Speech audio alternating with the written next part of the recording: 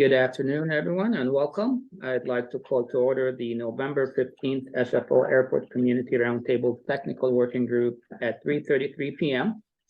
We are meeting in person at the Foster City Council Chambers Conference Room and virtually via Zoom. Joining us today are staff to the Roundtable, Kathleen Wentworth, Roundtable Coordinator, Ted Gonzalez, Administrative Secretary, San Mateo County Planning and Building Department, Eugene Reindale, HMMH Technical Consultant to the Roundtable, and Jason Studdard, Airspace Analyst, HMMH Technical Consultant to the Roundtable.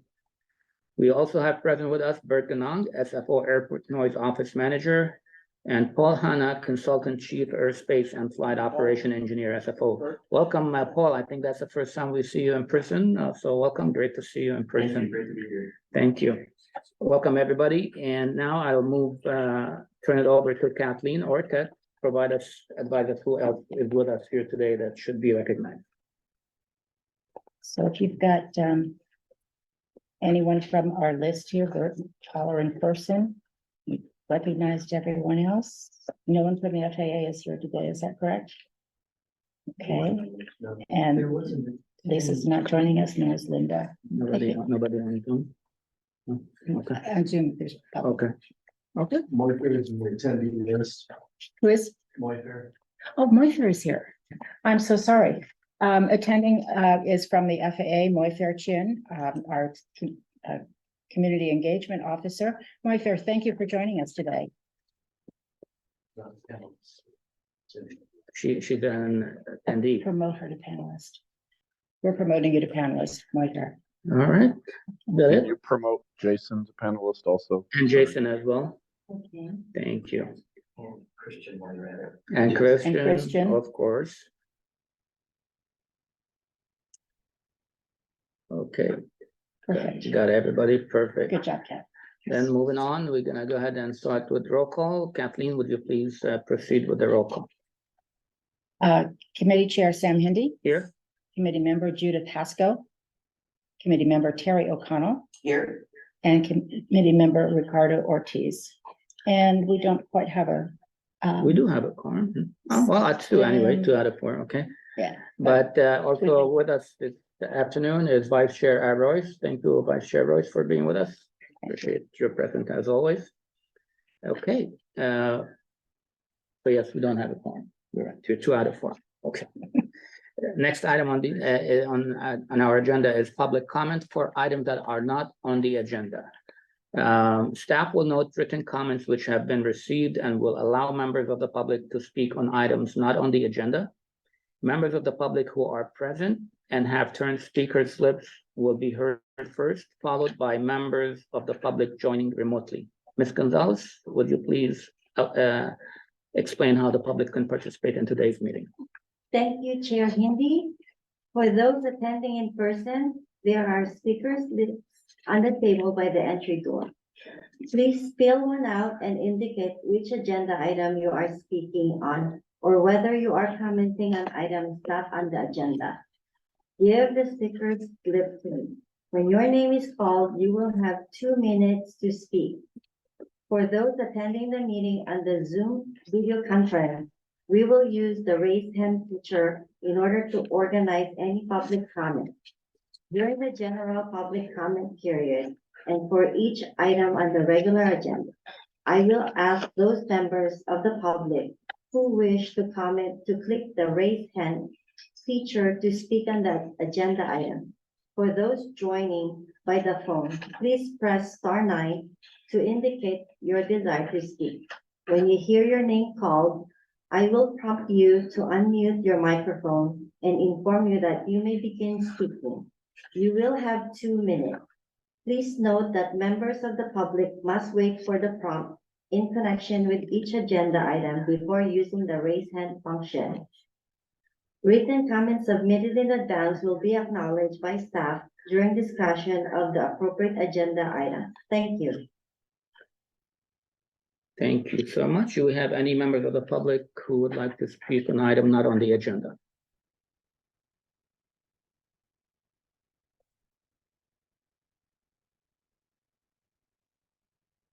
No, we have no one. We don't have any raised hands. Thank you so much for that. And I'd like to welcome our Director of Planning and Environmental Affairs at SFO, Ms. Nupur Sinha. Welcome. Thank you for being with us. And before we get to the business, if you bear with me a couple of minutes, I would like to acknowledge that we are on the unceded ancestral homeland of the Ramitash Ohlone, who are the original inhabitants of the San Francisco Peninsula. As the indigenous stewards of this land and in accordance with their traditions, the Ramitash Ohlone have never ceded, lost, nor forgotten their responsibility as the caretakers of this place that we are meeting at, as well as for all peoples who reside in their traditional territories. As guests, I recognize that we benefit from living and working on their traditional homeland. And I also wish to pay my respects by acknowledging the ancestors, elders, and relatives of the Ramitash community, past, present, and future, and by affirming their sovereign rights as First People. Thank you very much. And then moving on to the business at hand.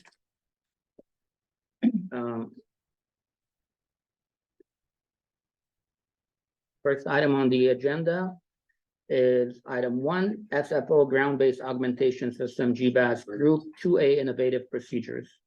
I'm just going to kind of very briefly give a rundown how we're going to handle this. I'm going to first turn it over to Mr. Paul Hanna, SFO Consultant and Chief Aerospace and Flight Operations Engineer. Then we'll hear from Jason Stoddard, Aerospace Analyst from our consultant HMMH Group. And after they speak, they're going to open it up for questions. They'll be available for questions. And after that, questions from the attendees here, the roundtable and staff. And then we'll open it up to public comment. And then finally, we'll have an opportunity to discuss it further and decide what we're going to do with our regular meeting. With that, thank you, Mr. Hanna, for being with us here. And the floor is yours. Thank you, Chair Andy. Pleasure to be here in person after quite a long absence. I think the last time I was in person at the technical working group was at the Millbury Libraries before the pandemic. Yeah. So, really nice to be back. Very grateful to be in Foster City Development. So, Great to have you. Thank you. I will try to be relatively quick with the information you'd like to share tonight, and I hope my voice is loud enough for folks online to hear it. So there's just 3 things that we'd like to cover in advance of HMH's discussion. The first one, just a quick refresher on the timeline for what's happening for the Group 1 procedures, and then what we're looking at for Group 2A procedure, insight from the community and potential development by the FAA. Then I'm going to spend just a few minutes kind of refreshing everybody's memory about what the 6 procedures are that we've been talking about in this forum and also online. And then we'll just talk about the next steps and what we're seeking. So I'm on slide 3 of the handout. Again, just a quick look at the overarching timeline of what it is we're working towards with the GBAS project at SFO and with the innovative procedures. So the Group 1 procedures are rapidly coming into fruition, which is very exciting. They are scheduled for publication at the end of March. There are a number of activities that we are going to be starting as soon as those procedures come online. We'll talk about those in just a few moments. But just to be very thorough, the FAA is finalizing the last of their development efforts, still finalizing their environmental review, which they're required to do for all FAA publicly developed procedures. So we're tracking all of that to the best of our ability, and we'll do our best to keep this group up to date on how that proceeds.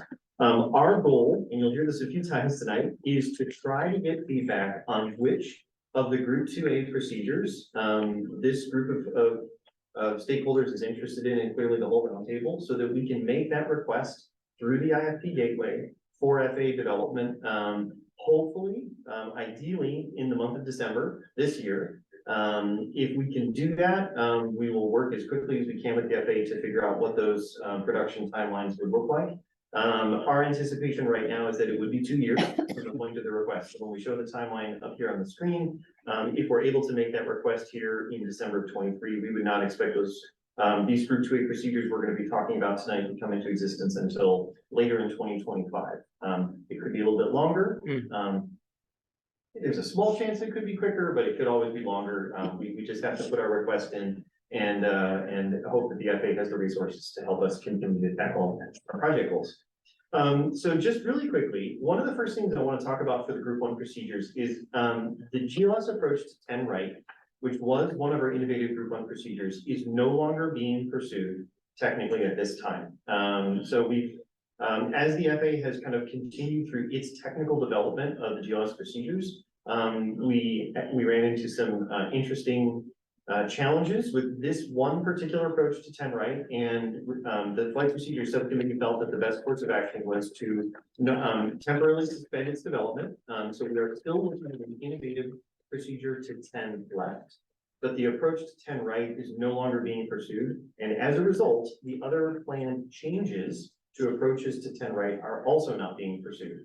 So just to refresh everybody's memory, what we were looking at here was taking approaches to the 10s that used to be perfectly aligned with the runway center lines, shifting them just 3 degrees to the north, effectively of the center line, so that we could get the lowest minimums.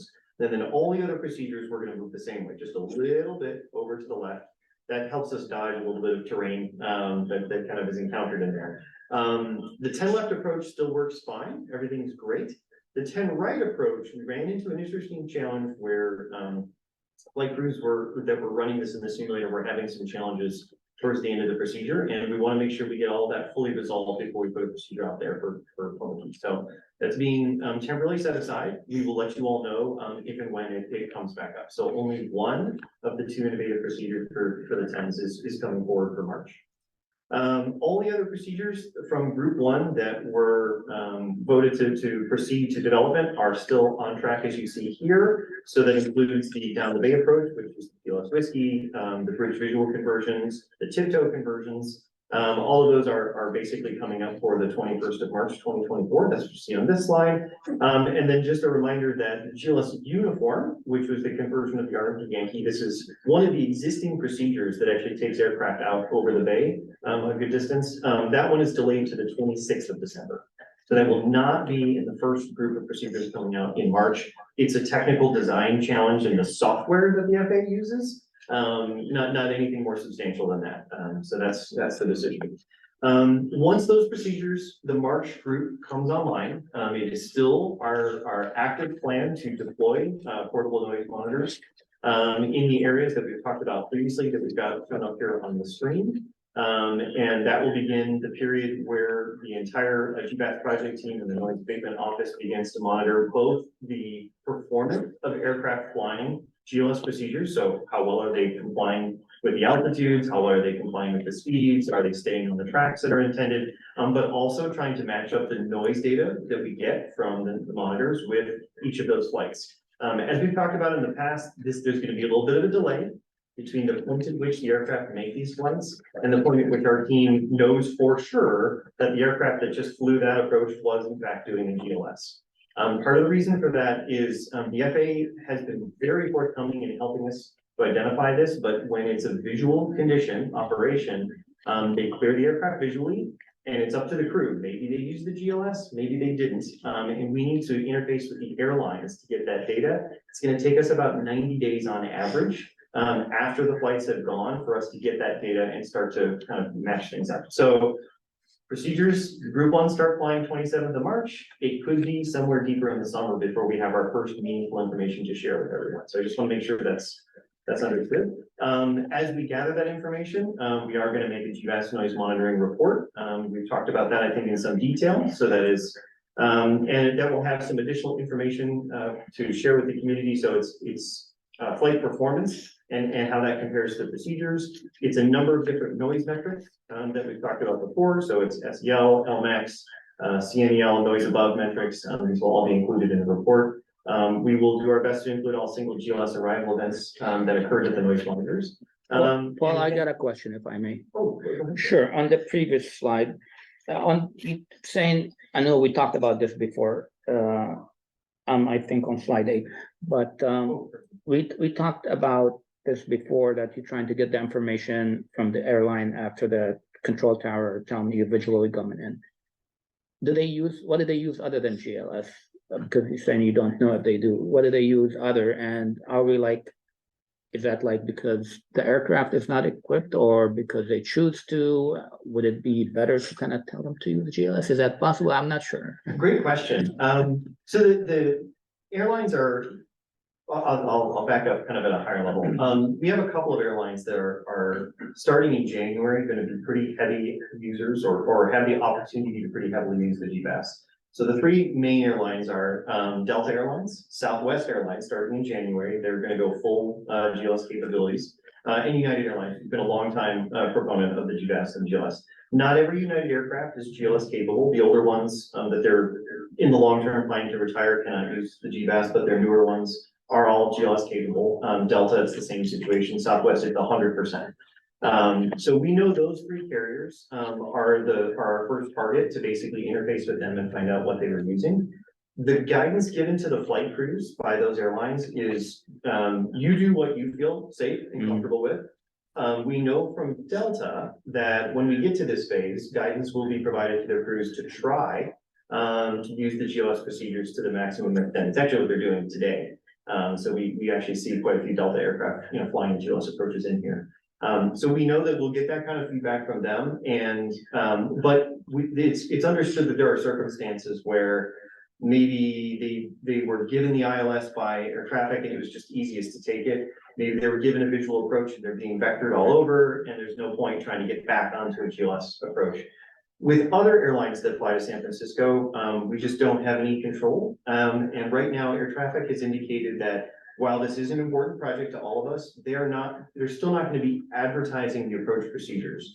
So for instance, Lufthansa coming into the airport, their pilots will have to look at the approaches and see that they're there and request them. It will not be given to them. So again, there's gonna be a lot of choices for the flight crews to make about how they come into the airport. And that's why it's gonna take us a while to kind of gather statistically significant data sets to help make our decisions going forward. Thank you for that explanation. So your data set will determine the results, not necessarily what people hear on the ground or see on the ground, right? Because they won't be able to know what an airline's doing, just visually watching it. Is that correct? That's absolutely correct. Yeah, and then to your point, we won't know like where they deployed the flaps. We won't know, why an altitude was made. The only feedback we're seeking from the airlines is, was that flight using a GLS approach? We can't get much more information because there's a lot of intentional union protections and safety protections. So that's the business of the airlines and the FAA, not an airport, right? So all we can really ask is, did they fly a GLS? And the noise monitor is able to determine the flight that's using. Okay. Yes, so we will be able to put that back together, yes. Okay. Yeah, great questions. So again, this starts end of March. And then we would expect the first of the reports that have a lot of this information to be much later in the summer. Again, we've got at least a 90-day delay for making sure that we get the data from the airlines before we can start piecing it all back together. Thank you. Okay. And so I think we talked about that, and just a reminder, the reason why we're spending a lot of time talking about this is because one of our commitments is that if any of these procedures fail to meet our project goals, most importantly, noise reduction, when and where possible, then it's going to go through a process to determine if that procedure needs to be suspended and if it needs to be changed or discontinued completely. This is a very important part of the next phase of our project that starts next year. I mean, we need that data to help us make that decision. So just a reminder that it's there. So next, I'd like to talk about the 6 Group 2A procedures that we've got available for members to review and vote on. These are the 6 procedures. 4 of them we're going to talk about in some detail tonight. 2 of them I'm just going to start with right away. So just to list them off, the first 2 procedures are adding category 2 capabilities to the existing GLS procedures. What this means is today, all of our GLS procedures at SFO are category 1, which means that a pilot can fly that approach down to a height of 200 feet above the runway. And roughly a half a mile from the runway, a little bit closer, depending on what the approach light system is. When we get to category 2, we're starting to use the technology to its maximum extent. Now the pilots can fly those approaches down to 100 feet above the runway, and in some cases, just 1,000 feet off the end of the runway before they have to see it. That capability that lets us do category 2 is also the same thing that allows pilots to use auto land and autopilot to touchdown, just using the GBAS. So we are trying to honor our process by putting this in front of the community, letting you know that these are the 2 approaches that we're going to be requesting Cat 2 GLS on, and giving everybody an opportunity to say yes, that's a good idea, or no, hang on a minute. So that's what number 1 is adding Cat 2 approaches to 2.8 right. And number 2 is adding category 2 approaches to 19 left. That would be the first time SFO has ever had category 2 approach capabilities to either of the 19. So it's a really exciting opportunity for us. The next 4 procedures that we are very interested in getting public feedback on are the side-by approach to 19 left, the down the bay 1 to 28 right, and then a choice between 2 overwater procedures, as we're terming them, the overwater 1 and the overwater 2. And again, both of these are designed for nighttime use and noise abatement, but the idea here is the FAA would only like us to request 1 of the 2 because they're very similar in what they potentially achieve. So I'm going to go through this very quickly. The side-by to 19 left, this is an approach again from the east side of the bay, only used in southeast flow. This particular approach would only be used in a really narrow set of conditions where we're in southeast flow, but the clouds are kind of very high and everybody can clearly see the runway and they can see other aircraft. Today, there is a vectors maneuver that is provided by air traffic controllers to bring aircraft in to 19 left, slightly offset from the aircraft that are coming into 19 right. And it gives everybody an opportunity for the pilots to visually see each other and reduce the separation that's required for more aircraft to get into the 19s. This is done as kind of like an irregular operations recovery. So this is not a way to increase the capacity of the airport. This is just they're in a delay situation, but the weather's pretty good. Let's do everything we can to recover the delay so we're not going way into the nighttime situation. So that's this procedure. What it looks like graphically is here. The side-by approach is the 3-dimensional graphic you see for side 1 and side 2. We are again very interested in feedback from this group. We are also reviewing these procedures with East Bay cities as well. The next one that we're interested in feedback in is the down the bay 1. This is a variation on the group 1 innovative procedure, which we've all been calling the down the bay approach, which is going to be published on the 27th of March. This one is an opportunity to more aggressively keep that aircraft over the water before at the last moment it basically turns in to make its landing on 28 right. The intention for this procedure is that it would potentially be used 24/7, 365. This is not a nighttime only approach. This is something that, again, we're very hopeful that the down bay procedure is successful. This would be kind of an extension of it or an add-on to it, more capabilities to put aircraft safely over the bay and get them safely sequenced into SFO.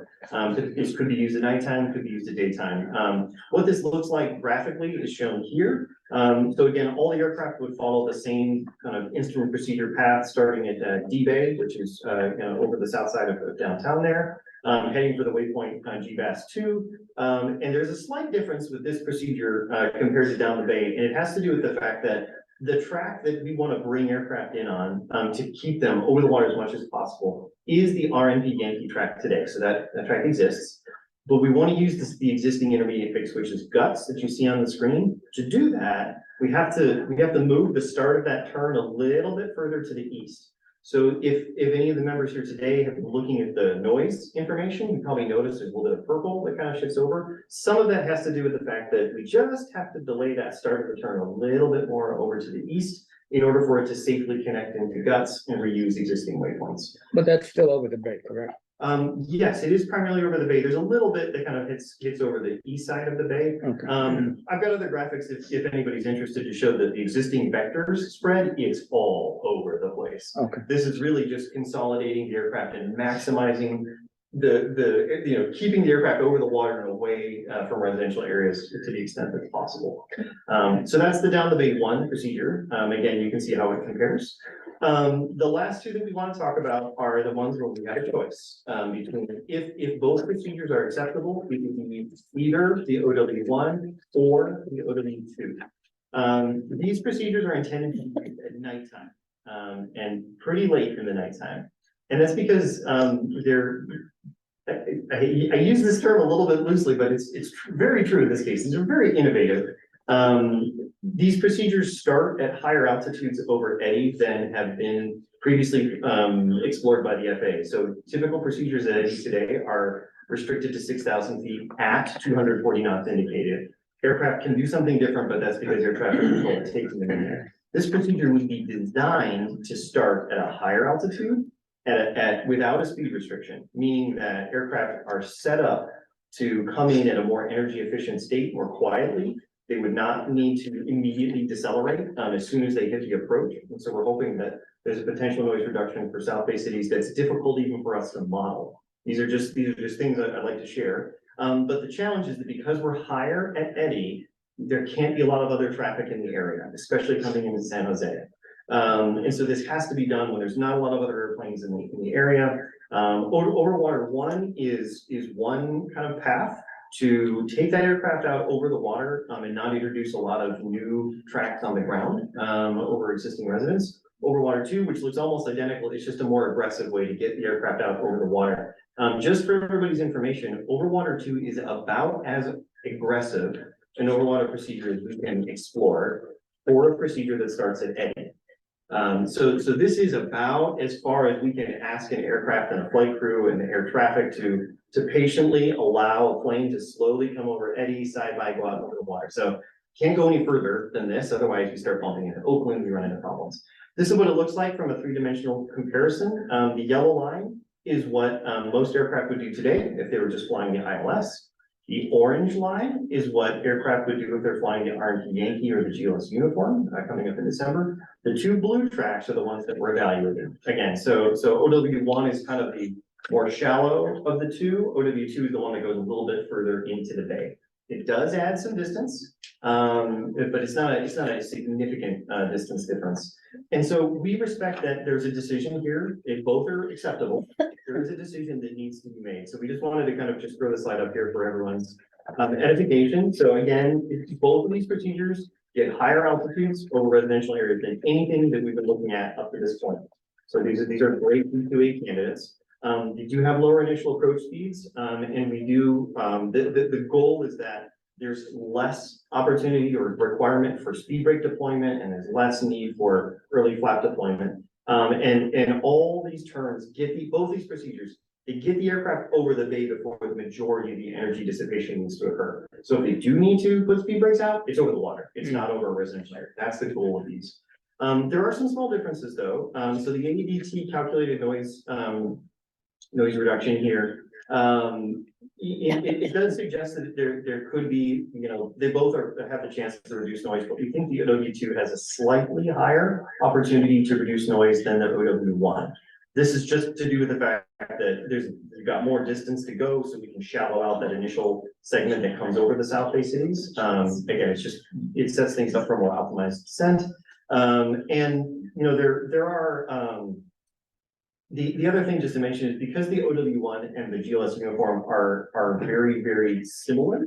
I think we've talked about the maximum extent, but I'll just point out that the OW2 is in the long term kind of it just presents more interesting opportunities to explore how these procedures may be used in a distant future in terms of automating aircraft separation and potentially being used at some point, not in the dead of the night. Sorry, go ahead. So, just backing up a minute, you're not sure whether either procedure will yet work, so this test will tell you whether they both work. And if they both work, what would be the negatives on using two versus using one? Because two seems to yield a better result. So isn't the question, do they both work? Is that what we're trying to ascertain? Well, I think, so just to make sure I understand, work, are you speaking about, do they work in terms of achieving the noise reduction? Yeah. We have models and you'll hear more from your consultant HMMH tonight about their opinions on the noise. Our modeling results suggest that there is a noise reduction over residential areas from both procedures. The reality can always be obviously we've talked about that before. I think in our opinion, these are both great procedures. If one looks more interesting or looks more conservative, and that's the one you'd like to go forward with, that is the one we will take forward. We just wanted to point out that from the physics of flight and the flight operations engineering perspective, OW2 gives the pilot a little bit more opportunity to potentially reduce that speed brake flap deployment. But as you see from our contours, they had very different pros and cons of the noise. So what I'm hearing is there's presumption both will work, both will be beneficial. And assuming that I'll call it test, doesn't yield any unexpected consequences, two may be slightly preferable as we speculate, if the test will prove it or not. Is that I think correct? that's a fair Is characterization. that correct? Okay, okay. I'm just trying to make sure I understand it. Sure, sure. I mean, it's, yeah. Well, we look forward to the HMMA opinions as well.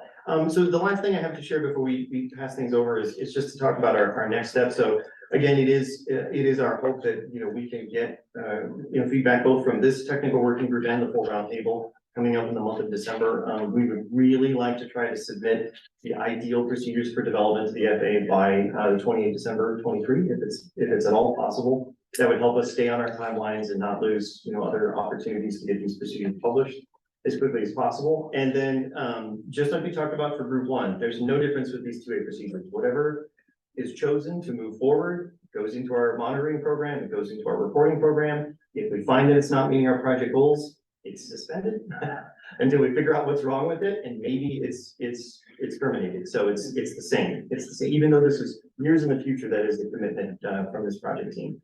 Here's my question, Paul. I'm sorry to beat this. I'm looking at your slide. We're seeking feedback from the SFO roundtable on which of these procedures to take forward.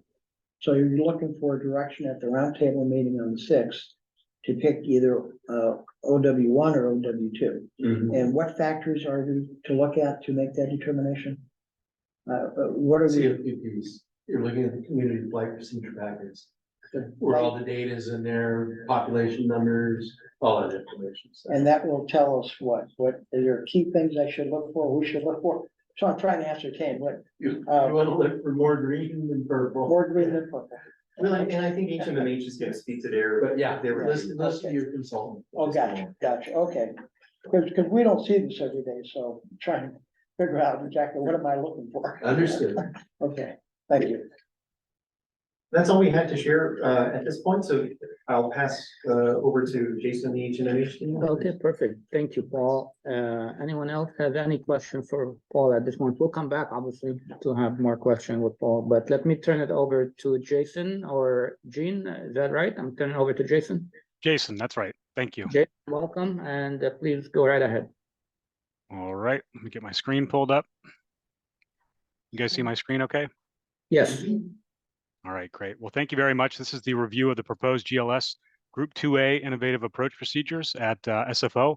Cover a lot of the same stuff that that Paul just touched on, and some additional stuff. So, so we got a request to look at the procedures that Paul mentioned. So it's the GLS Cat 2, both from Eddie and Archie at on 28 right, and then also the GLS Cat 2 19 left from Upend.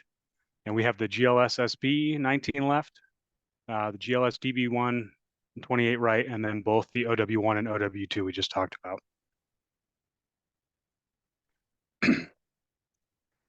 Conducted a basic review. We used all the information that we had available to us through the SFO website.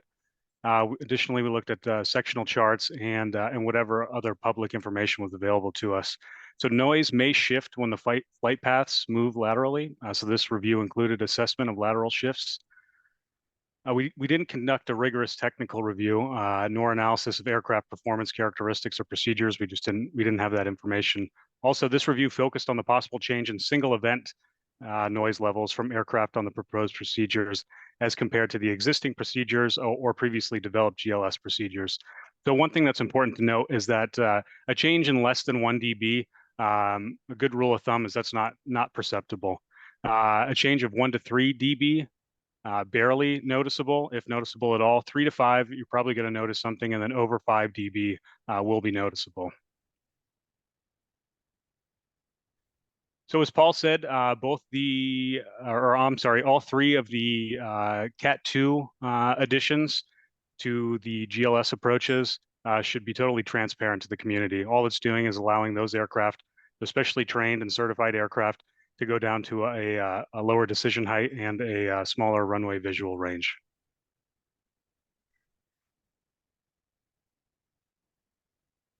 So getting to the GLS SB from 19 left.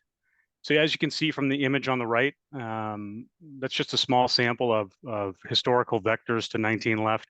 You can see that approach kind of matches up with it. There's a little bit of offset but it's in the general corridor to all the approaches to 19, or the vectors to 19. So we don't expect like any change in single event noise levels for the South Bay residents. Next slide. So the GLS down the bay one, this is compared to the previous down the bay approach. So the paths are consistent, as Paul said, up until waypoint 152, where they will hold on a little bit longer before they make that inbound turn to the runway.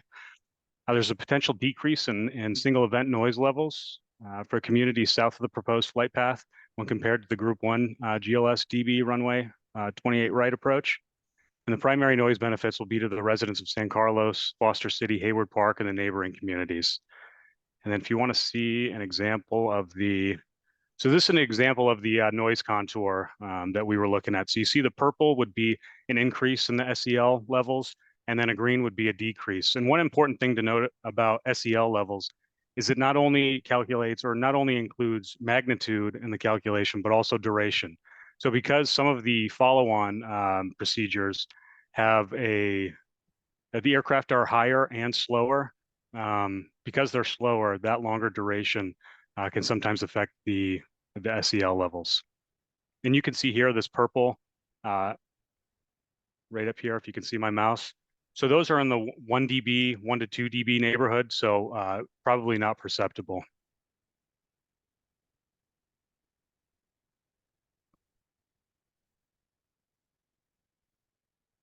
So the GLS OW1 28 right, as Paul said, it's a nighttime only approach.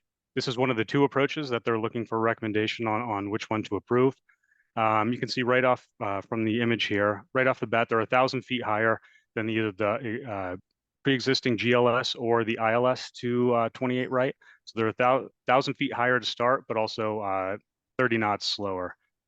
And they continue to stay higher until they get over the bay where they make a wider turn. So the ground track is consistent with the GLS uniform for 28 right and also the ILS for 28 right until around the Palo Alto area where the GLS OW1 stays west of the previous paths. In comparison with the GLS uniform, residents in the vicinity of Menlo Park, North Fair Oaks, and Redwood City may see an increase in SEL levels. But in contrast to the comparison with the GLS uniform, when you compare this approach to the ILS, which is more heavily used, it's net positive effects across the board. And I'll show you the noise contour for that one. So this is the OW1 compared to the GLS uniform. And you can see there is some purple over here, a lot of green as well. And then when we compare it to, this is compared to the ILS approach. So you see the majority of the negative aspects, the increase in the SEL levels is over water, which is what the approach is intending to do.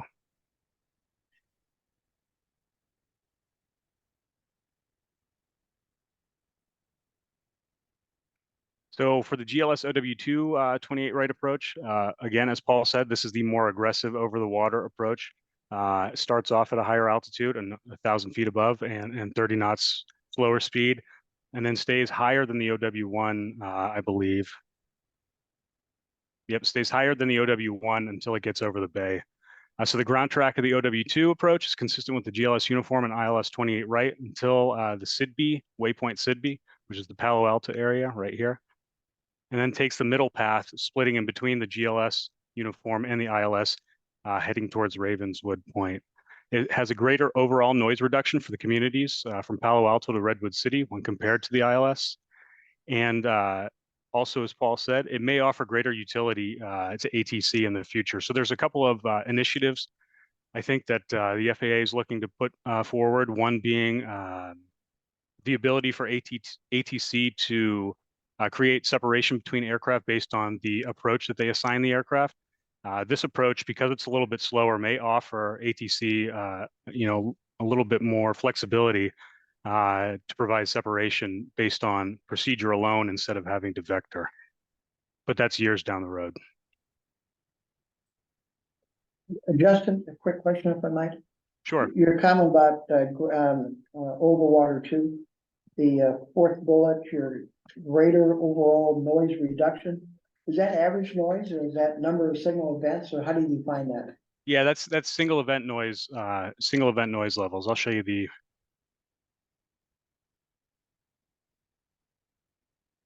So this is this is the OW2 compared to the ILS.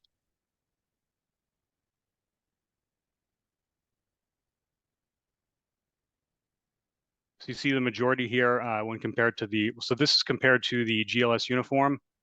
Okay, And the majority of the increase in SEL levels is over water, while we have the green over on this side. And then when looking at the ILS, same thing. We show a lot of green over communities, and then the purple is relegated to over the water. so overwater two, you have the reduction in overall noise on signal events. But on overwater one, bullet 4, are we seeing an increase in signal noise events? Is that what we're saying there? So there are some, yes, there are some, and like I said, it's probably due to the duration of the aircraft because they're high, because they're slower, which SEL calculates duration. So there is, I think ultimately OW2 provides a greater benefit across the board from our point of view in terms of noise reduction. And it's also, they both offer the same utility, I think, right out of the gate, but OW2 probably provides more utility over the long term. Gotcha. Okay, I just make sure I understand that correctly. Thank you. You're welcome. And so here's just our slide comparing OW1 to OW2. So they're very similar approaches. So as I mentioned earlier, potential considerations for recommendation of either the GLS OW1 or 2 is the multiple airport route separation. That was this initiative where you can build separation based on the approach assignment, and then also the time-based flow management. So both approaches have a similar net noise effects. I think OW2 has a greater net noise effect than OW1. And then, yep, I already mentioned that. So equal initial utility to ATC in terms of use. So they'd be able to use them about the same amount of time.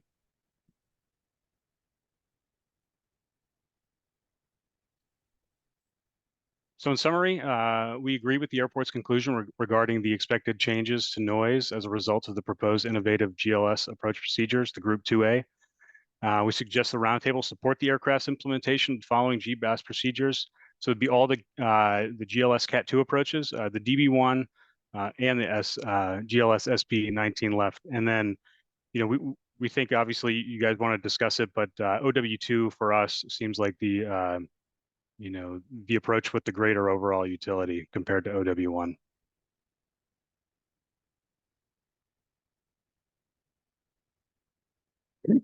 Thank you, Jason. Any questions? Questions for either Paul or Jason? Kathleen?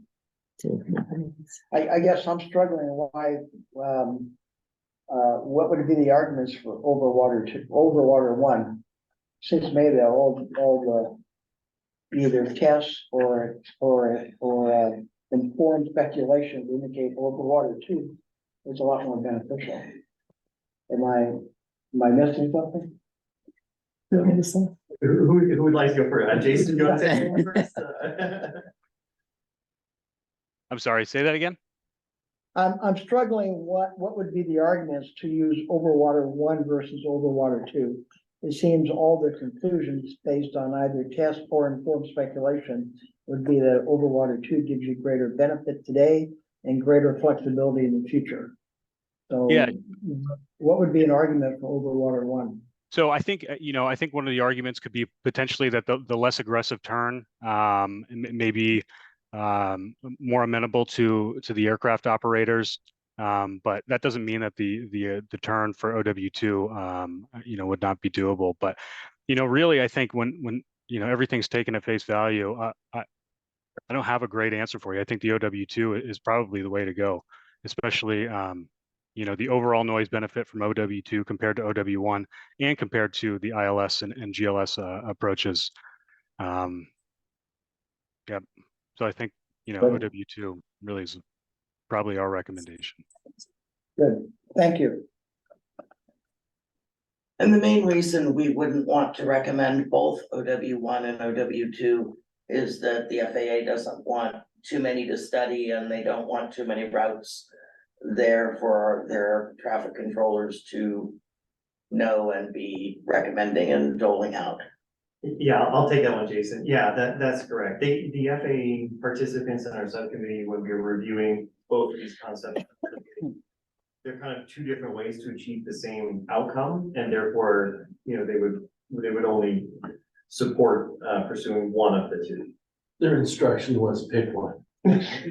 Yeah. And if I can comment, Sure. there's no way the FAA would authorize both of the procedures because they're both so alike, and I think a confusion factor. So basically, rather than letting them make the decision, they're allowing us to make the decision. And having a more aggressive turn, would that make it less likely that some pilots would turn down that approach? Or would they have the choice? In looking at it and speaking on it, I don't think the turn is that aggressive. No, it's not. And don't they like the roller coaster effect every once in a while? It's like, oh, here we go, slam dunk into San Francisco. No, actually, Fun pilots part. want to give their passengers a good ride, don't they? It's fun for the pilots who like to do it. It is exciting to do something different, yes. I've had them come on the thing and say, Yeah. we're gonna do what we like to call slam dunk. Hold on to your seats. Yeah, right. Don't worry, because we've got it under control. 50% chance we finish it over. Yeah. Any other questions? Thank you both for your questions. So I got a couple of questions. You talking nighttime for overwater 1 or overwater 2? Are we talking 11 to 5 or what is the time frame? So, and And you said potentially it's nighttime when traffic is low, more or Yeah. less? so Jason, I'll start, and then if you have other thoughts to add, go ahead. Right now, at a minimum, the window is 2200, so 10 o'clock to 7 local. Okay, Realistically, because that's just that's the window of opportunity.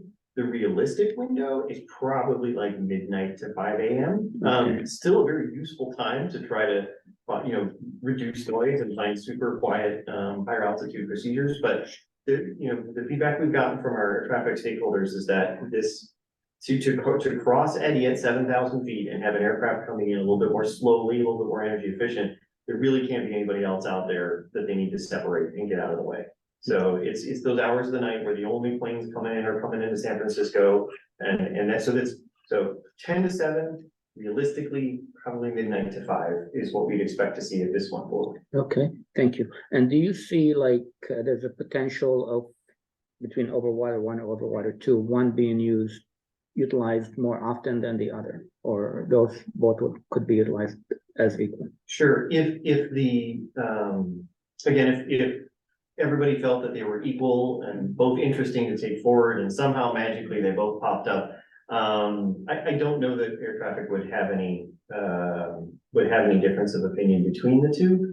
I will say our air traffic stakeholders try their best to balance the noise abatement, the long-standing noise abatement policies here with energy efficiency and with track miles and that kind of stuff. So it's hard to say actually which one. The OW1 is a slightly shorter path to get to SFO and get over the water. OW2 is a slightly longer path, but it does a better job potentially achieving some of the noise abatement. So I don't think there'd be, to answer your question, Chair Kennedy, I don't know that there'd be a huge difference, but they would be trying to balance those competing factors. Understood. And then the final question on this is, would overwater 2, you mentioned it provides the air traffic controller more separation. Is that more separation in the future at a future time, or? In a distant future. In distant yes, future. You heard Jason speak to this as well, and Jason, again, I keep giving you a chance and I just keep stepping right over you, but I think, we have talked about the Mars concept in the future and SFO's interest in participating in Mars to find more noise abatement opportunities, really Bay-wide, right? Because there are Oakland residents and East Bay residents that can maybe get wins from that future. But it is a future. It is not a 2025 future. It is further away than that. So the reason why we're looking at this in 2A right? Which is the next phase of our innovative procedures, because it can be used in that super limited window. To use it for daytime operations as a means of achieving aircraft separation, that is like a 2B or a 3 concept in our timeline. So way out, probably into the late 2020s, maybe even 2030. I just want to make sure everybody understands. Yeah. No, that's important.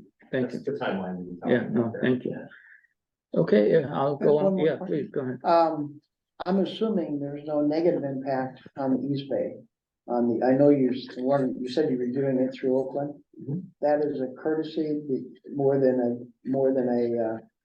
a concern that they've got major objections to anything? Or would they possibly have some objections? You like me to start? Yeah. So I'll start and I'll allow our other team leads here to jump in. You know, the airport has been committed to getting public feedback. Public. Obviously, this group is an extremely important body that represents, you know, some of the most impacted stakeholders for noise into San Francisco. But when we talk about the down the bay 1 procedure, or we talk about the side by 19, we really are more, you know, more closely, in some cases, those approaches looking at East Bay residents. So we want that public feedback too. So at the first meeting we had with the Oakland, Northfield, Southfield research group involved representatives from Oakland, Alameda, countywide representatives, and residents as well that participated in that group. So there's some potential issues they may have that you want to be cognizant of so they can be addressed. Is that correct? Is that fair? Possible issues, I'm not saying. I would say that's fair. Okay. Okay, I just trying to understand what role they played in that, because that makes sense to me. Yeah. Okay. We'll take everybody's opinion. Yeah. Yeah. No, I'm not discouraging doing it, just trying to understand, is there something coming out of the woodwork that we're not familiar with? Right. Yeah. They haven't made any suggestions for procedures into San Francisco, other than maybe some obvious ones that we don't need to review here, like shut down the airport. I'm just kidding. Nobody said that. Nobody said that. But you know, this group has been very active in making suggestions for our subcommittee to suggest. We've had no suggestions from the East Bay. Not yet. Good, thank you. Well, That's all I have. thank you. Well, with that, since no more questions in the room, I'm gonna go ahead and turn it over to public comment on item number 1. Ted, if you would please, do we have anyone in person who would like to speak on this item with their hand raised? Yes, we have a remote participant who wishes to speak, and that is Mary Jo from Fremont. Okay, And second is Darlene Yupley. okay. Let's start with Mary Jo. Ms. Fremont, welcome. Hold on.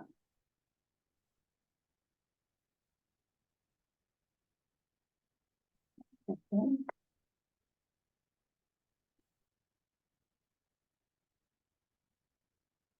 Can you hear me now? Yes, Mary Jo, you may unmute your microphone and you have 2 minutes to speak. Let me share my screen and start my timer and begin speaking when you see the timer.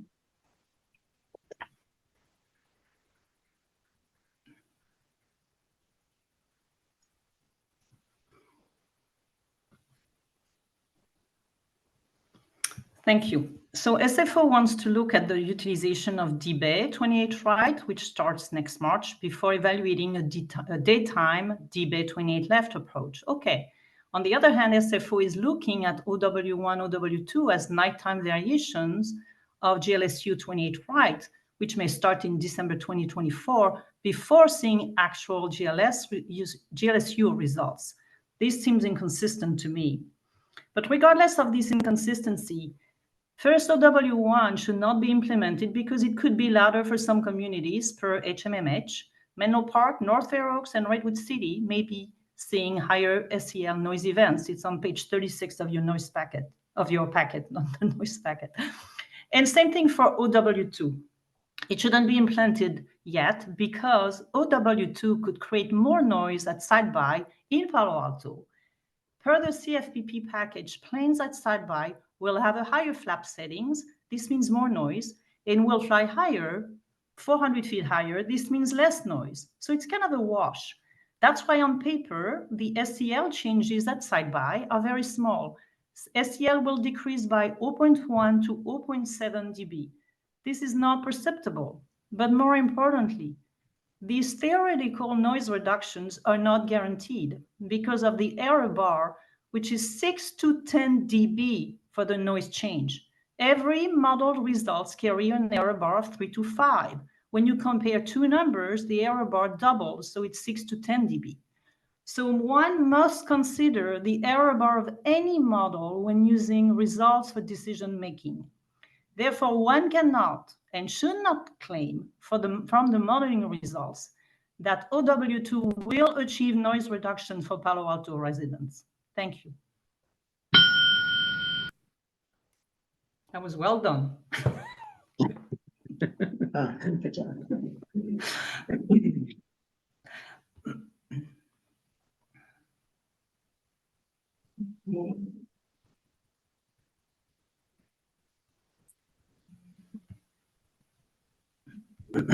Next, I have Darlene Yapley. Miss Yapley, you may unmute your microphone and you have 2 minutes to speak. Let me share my screen, start my timer, and begin speaking when you see the timer. Thank you. I'm waiting for the timer.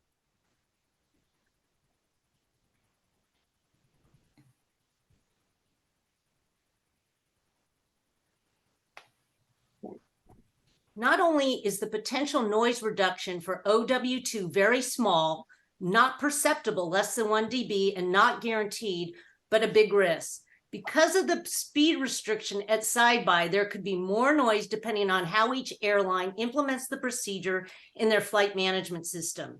This is similar to today's over-energy problem at Surfer caused by speed restrictions, which creates a lot more noise, not over water. The risk is real. The risk of over-energy and more noise at side-by could easily supersede the very small expected noise reduction. HMMH compared OW2 to ILS instead of GLSU in their slides to emphasize the benefits of OW2. The expected noise reduction for Surfer GBAS are coming from GLSU, not OW2, as explained by Marie-Jo earlier. For OW2, HMMH included it may provide broader utility for ATC. This may be true, but not good enough reason to do OW2. Goal number 1 should be noise reduction. The OW2 noise reductions are theoretical, not perceptible, and a risk of creating over energy and higher noise over communities because of side-by. The responsible thing to do regarding OW2 is to evaluate first the actual noise changes from GSLU when it begins operation in December 2024. We will not know whether the expected noise reductions of GLSU are real or not until we get the data. Neither OW1 or OW2 should be submitted to the FAA now. This is consistent with HMMH's summary slide, which did not include either procedure in their suggested approaches to implement. The noise benefits of OW1 and OW2 are unclear and a real risk for some communities like Redwood City, Menlo Park, and Palo Alto. Please postpone this. Thank you.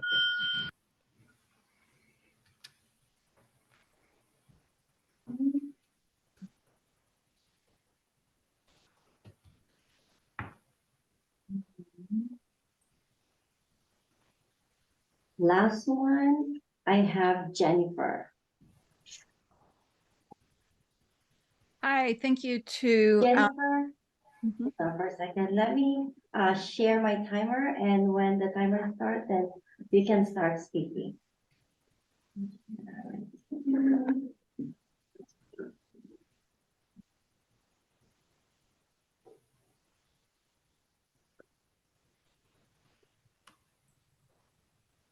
Hi, can you hear me? Yes. Yes. Yes, thank you to Marie-Jo and Darlene for pointing out the risks. There's also the risk that when the FAA does the review that it's supposed to do in order to protect communities, it's unclear what exactly it's doing. So communities would not know what is happening because this is not, that part of the process is not transparent. this is all an airport project driven situation, and there is no oversight by any government agency about this. The other thing is, I know that there are these various comparisons, this to that, but in terms of communicating with the public has been told that SFO, and it's even in the press, is going to address complaints. And so I've never seen a report with all the complaints that will be addressed specifically by some of these procedures.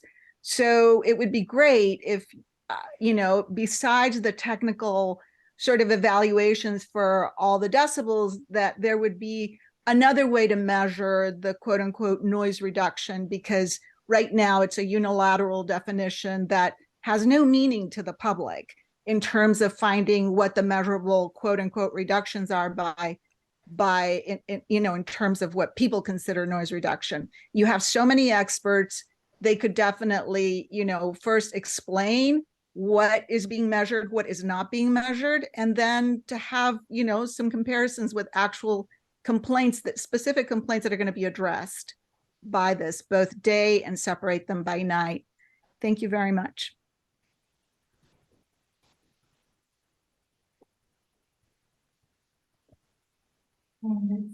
That's all we have, public speakers. Thank you. Well, thank you, Ms. Fremont and Ms. Shapley and Ms. Landsman, for sharing your thoughts and your opinion on this important matter. Gonna see if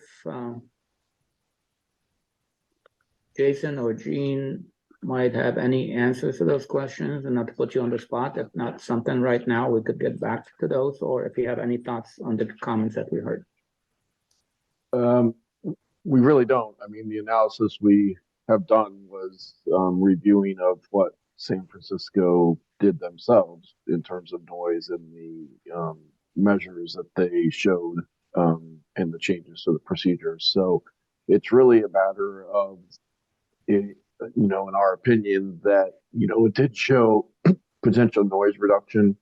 And as you know, these procedures take many months for the FAA to, design and implement after they are provided to them. So we may have the results of the implementation of those that begin in March by the time these are close to being implemented. And certainly if we see negatives from those and they may have effect on some of these others, we could take another look at that point. But given the information we have at this point, I don't think it changes any of what we presented and summarized earlier. Okay, thank you, Gene.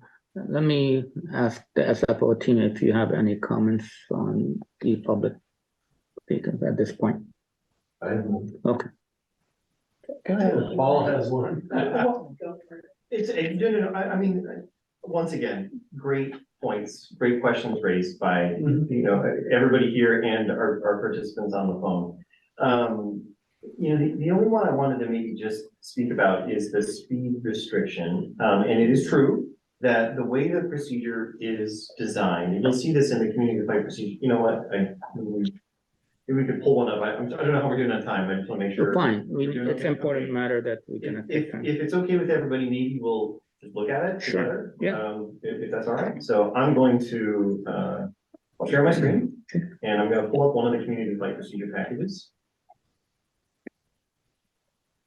So I'm just going to give you over one or two, since there've been a lot of questions about that one. Okay. And what I wanted to do, highlight from the question that came up is, I mean, they're the same, so I'll pull up, it doesn't matter, we'll pull this one up. So I'm pulling up the PDF. Again, these are available to the public at any time, all of you, but what the question I think is referring to, and I'm going to do my best to zoom in on this. Maybe I'm going to move some things. I'm so sorry, everyone. Let me be efficient in this. Go to Boston. So I'm going to keep the view like this just for now. And what I'd like to, the text is a little bit small. So for those of us in the room, if you can see on the screen, I'll do my best to highlight the difference. So this particular community flight procedure package that I'm using compares the GLS uniform, which is a procedure that is part of the group 1 set. It was unfortunately delayed to December of next year, but that's when it's coming. On the left-hand side, you'll notice that there are two numbers here at EDI. One of them is this number 6,000 with a bar above and below. That means that the procedure is designed so that aircraft arriving at EDI must be at 6,000 feet. They can't be above, they can't be below, they've got to be right there. Air traffic has some liberty to vector aircraft to do something different, but that they do that at their purview. If an aircraft is cleared to this approach, they are expected to be right there at 6,000 feet. Happens more often than not. The next thing you see below it is this number that says 240 and then the letter K and a line above it.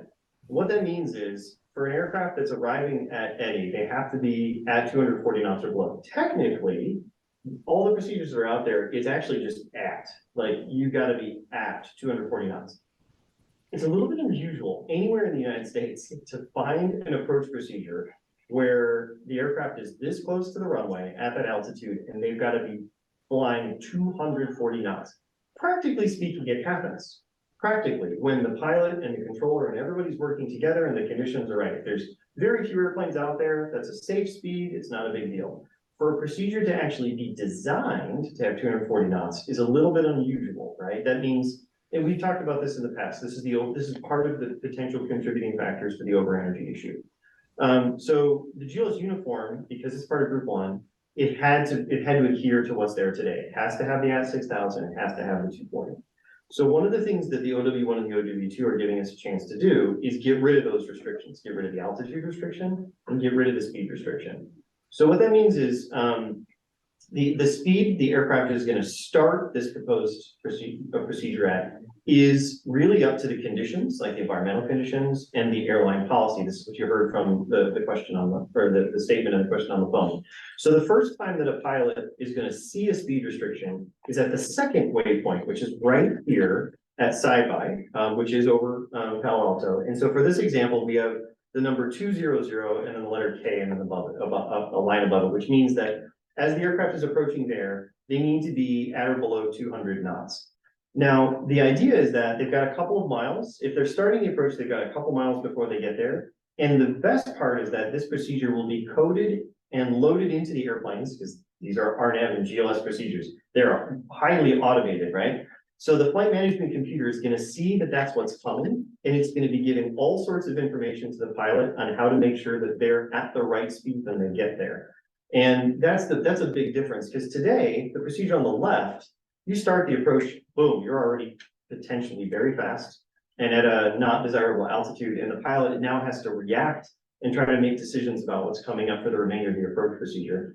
The GLS uniform takes care of that to some extent because we shallow it out so that the message that the aircraft sends back to the pilot is not speed brakes. The message is just, please manage your descent a little bit carefully. You're going to need to bleed off some speed, but keep going. The GLS OW2 concept, the aircraft computer will see that 200 knots is coming up, and it will have enough time and distance and altitude to give all sorts of suggestions that potentially do not involve speed brakes. Some cases it might involve an early flap deployment because the speeds are lower. And those speeds are required, just to be super clear, because that maneuver to turn the aircraft, we do have to restrict the speed of the airplane as it starts to make that turn. Otherwise, they can't, it makes it difficult for them. They have to use too much bank angle. And that's where you start to introduce noise. So all of this is actually designed for noise. But that's where the question kind of, the point I think that the callers are making originates from. It's those notes right there. It's our hope that we have designed this and that the aircraft will see this information and they will be set up for success to come from. This is also part of the reason why this is done late at night, when there's no other aircraft out there, when the air traffic is not saying speed up, slow down, right? There's got to be, that's why the starting point of these procedures is the way it looks right now. So I do, I think we as a project team respect that the model noise here, looks good. We think there's lots of good opportunities for this to potentially be from introduction, but we also will tell you, I haven't taken a breath yet, that this needs to be monitored as soon as it gets deployed. As soon as if this goes forward, this is going to be absolutely vital for noise monitoring. We need to watch the performance of aircraft as they attempt to fly this procedure to make sure it works the way we expect. If I may, One question that Ms. Yapley had, where we were comparing the noise potential on the ILS instead of the GLSU. And I'm not quite sure what she meant. Maybe someone can interpret that for me. You want me to just, this is the man I'm here. so sorry. I'm gonna say something, but I want to let HMMH comment on this as well. So what on the website, and just to use the OW2, we have two comparisons. We originally just had one, and we heard a lot of feedback from members here, other members of the public, that that procedure isn't gonna be in effect for some time. Please make the comparison to an existing approach procedure that the residents are experiencing today. So we did both. So the GLS uniform is the top group that you see here, and then the bottom group is comparing to the ILS. And let me see if I've got which one I pulled up. So this one's loading forever. I tried to get it going earlier, but so just remember, O'Connell, just to I guess be explicit about it. We did try to do single event comparisons to both of them. When you compare the SEL differences between the uniform and OW1 or OW2, they're smaller, because we did to get a good bite of the apple with the GLS uniform potentially. Like that one that's coming up in December, we hope does actually have some noise reductions, so that when we look to make it even better, it's not like we're getting a huge reduction compared to it, but we do think we're getting a little bit more reduction for both of them. When we compare it to the ILS, it's a much more substantial potential reduction in noise. So that's why we decided to put both comparisons out there, but Paul Hannah's not here to tell you which one is right. I'm just here to tell you that we did both of them, and I wanted to maybe give the opportunity for HMMH, and if they have any thoughts on which is a better comparison to take a look at. Yeah, and thank you, Paul, and that's really what we have talked about here at previous meetings, that the real meaningful comparison for our residents at this point is compare what it will be based compared to what currently is in operation. And we knew that GLSU is not going to be in operation until now. It's even later, till December. So what is suggested in group 2 concept here compared to what currently is existing, and I think that's a valid comparison. We wanted that at a previous meeting, so we could really relate of what kind of improvement we're getting from where we are today. And that's helpful. And we'll turn it over to HMMH. And if I could just comment a little bit further on that, to build on that, in addition to not having this proceed, the GLS, the one till December, we don't know, as Paul pointed out, how many airlines will be jumping on the bandwagon right away. And so a number of them will, but a number of them won't, and those will be flying the ILS for the foreseeable future. So it's not a clean comparison to either one, but it's probably better to be more conservative and say the ILS is going to be used for some time to come in the future. So it's a fair comparison to make to that.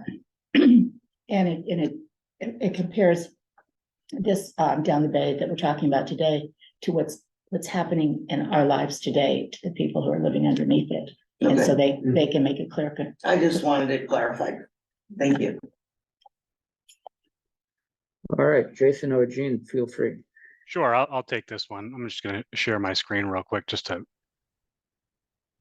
So I agree with everything that everybody said. So if you see here, this is the wide body 2 approach, and this is the GLS.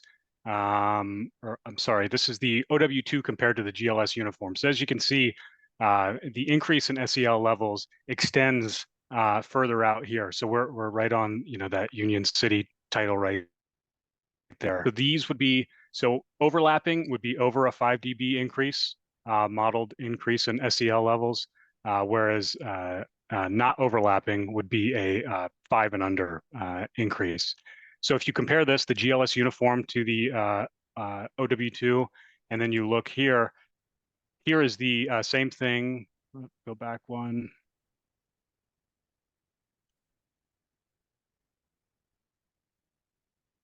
Where is it? I'm sorry.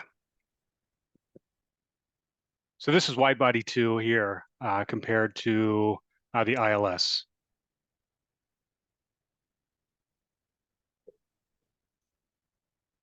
So depending on which approach you're comparing to, you'll have a different kind of benefit, and we saw the greater benefit comparing to the ILS than we did to the GLS uniform.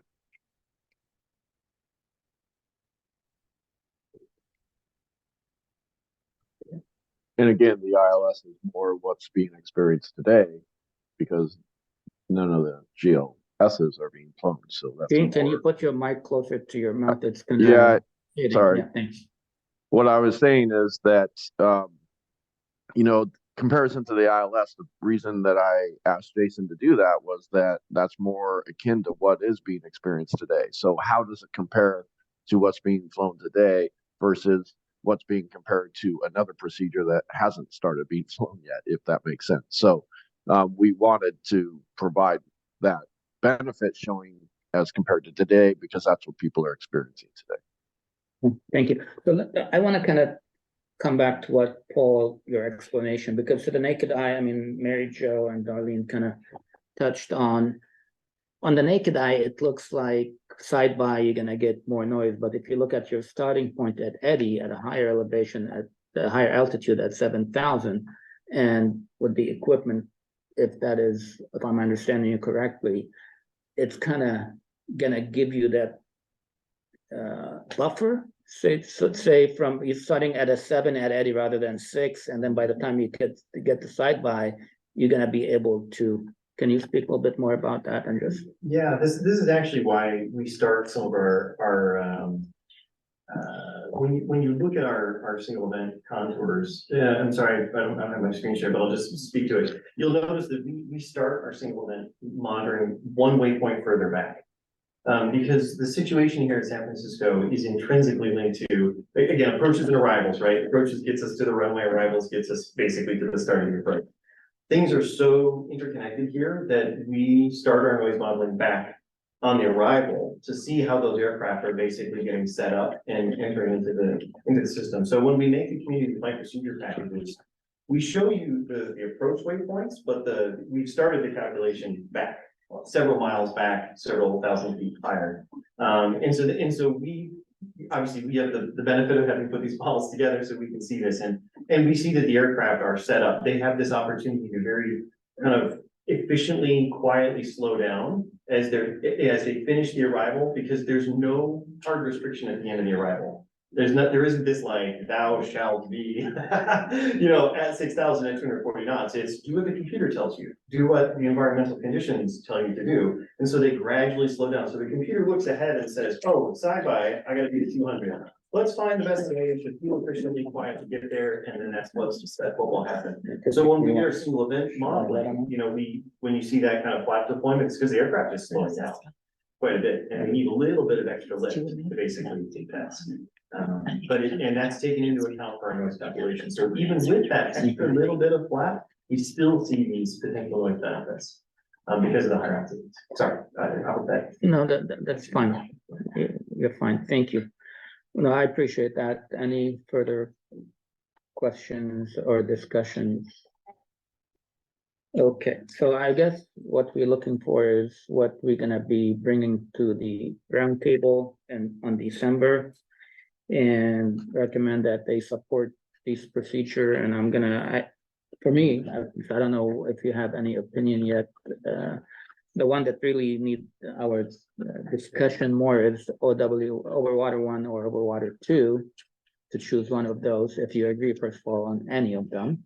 And then the first three, I think those are really no transparent as you have presented them.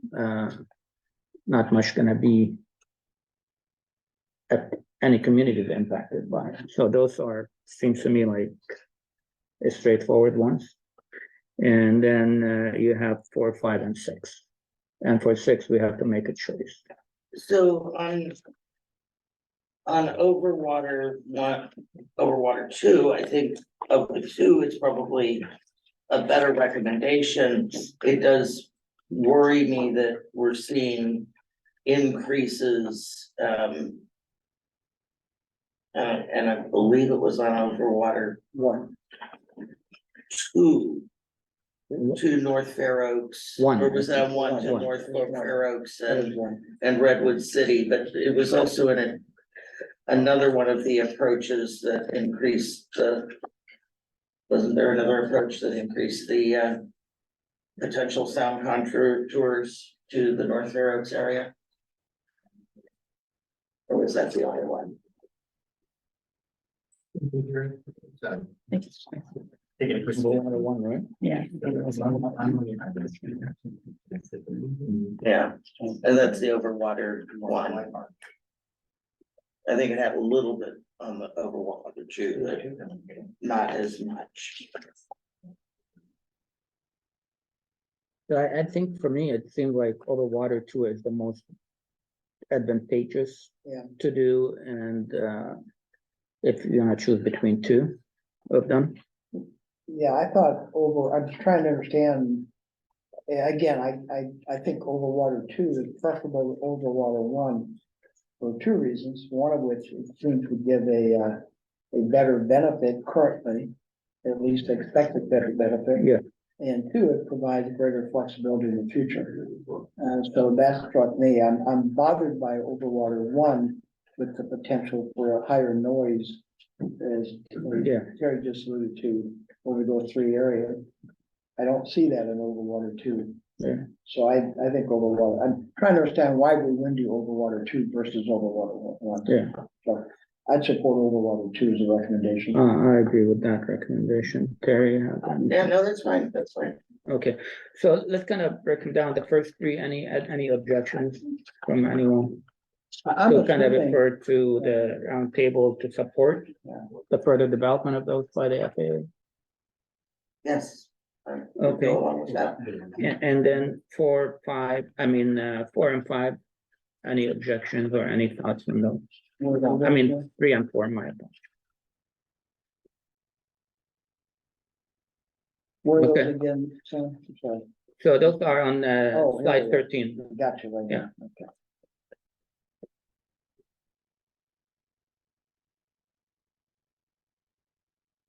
You're speaking about Yep. the HMA slide, is it correct?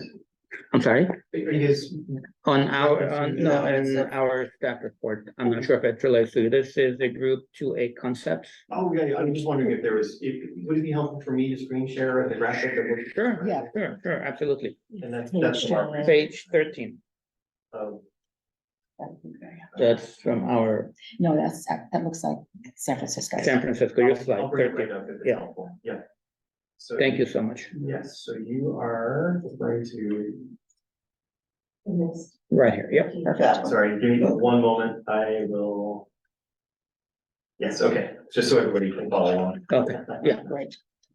thank you for that. So 1 and 2. Just get 2, right? We're okay with those, we said. Then 3, we're okay with that. That's really not impacting us pretty much in any way. Correct, in our area? That's, It's an approach that originates from the east. yeah, yeah. Coming to the- Yeah. So really 4, I think, I'm good to recommend it to the membership. Huh? Down the bay. Yeah, down the bay, DB1. And then for me is overwater 2. Okay. We all agree, that's a consensus. Okay, perfect. You got your directions? Yes, Okay, perfect. Thank you so much, Paul and team. Appreciate it. And just as a reminder, when these get tested, if they have creating noise, these gonna be looked at again, and whether they're gonna be amended, suspended, or canceled. Suspended, evaluated, and then terminated or fixed and put back in. Okay, thank you. And I'm cognizant of the comments raised about additional risk. That's part of the evaluation process, like what additional risk might exist, which is the unknown. Right, so it is part of the process, right? Yes. Yeah, okay. Yeah, and our flight procedure subcommittee will continue to meet, as we gather data and Because if maybe we've got pilots who are having challenges, or traffic controllers who are having challenges, we're not gonna wait for data to come in. If they're saying we have challenges, okay, pause, stop them, stop using it. That is one of the benefits we have in this airport on that, for these particular. Yeah. So we have that. Because Next first one. we want to do no harm, right? So- Okay. Yeah. Next one. Next one. Okay.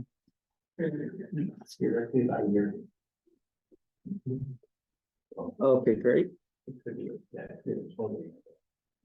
Well, good. Seeing our.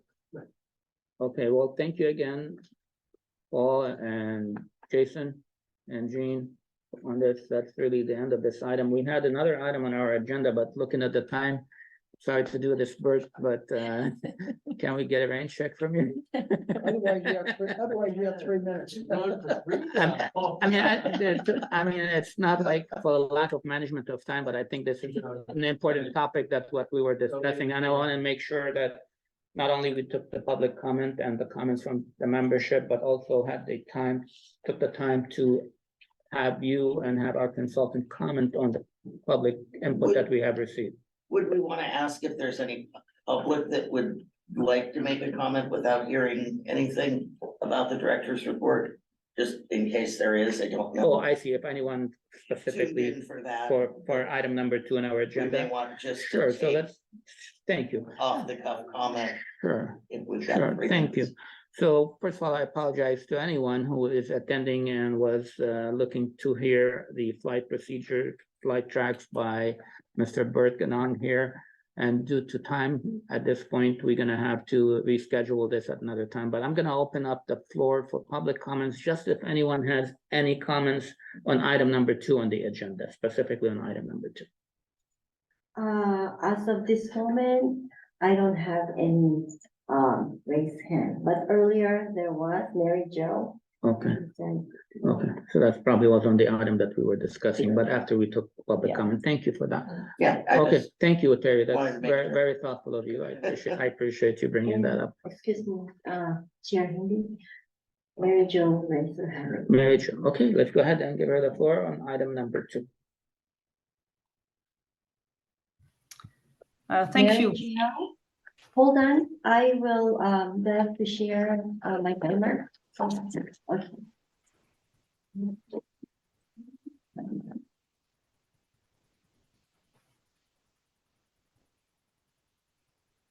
You have 2 minutes. Okay, so on this director's report from the packet, I want to mention that 6 weeks ago, I emailed the roundtable members and coordinator, and I copied Bert, 2 recommendations for reporting and above so that communities can better understand the noise impacts. So far, I haven't heard any feedback, so therefore I would like to know whether these suggestions are being considered, and if not, please share why not. And I'm happy to discuss the topic further with anyone. And I will just add that I'm profoundly disappointed with the recommendation you just made, because the East Bay community are negatively impacted by OW2, as shown by HMMH previously. So just be aware that OW2 is negative impact for the East Bay communities as shown by the modeling, without even the error bars. Thank you. Thank you. So closing this item, if any members of the public would like to have any further comments, they could contact SFO GBAS team, and they are obviously could reach them at sfo.gbas@flysfo.com. That's sfo.gbas@flysfo.com. Thank you very much. And really, since we're gonna be passing over item number 2, I would, Bert, please accept my apologies, and hopefully we could have you come back on that at a future time.